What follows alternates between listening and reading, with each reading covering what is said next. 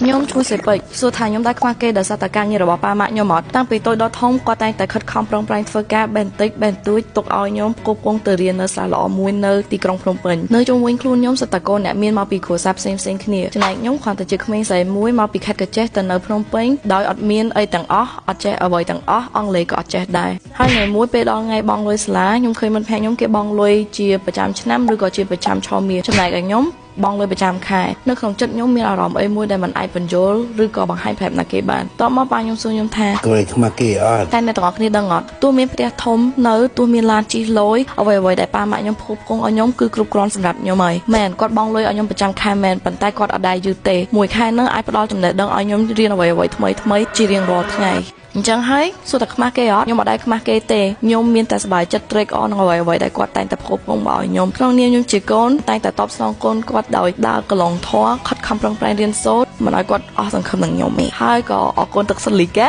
ដែលធ្វើឲ្យខ្ញុំមានថ្ងៃនេះដែរដោយសារតែទឹកសុទ្ធលីកាទើបគាត់អាចរកលុយចិញ្ចឹមខ្ញុំមកដល់ថ្ងៃនេះបាទ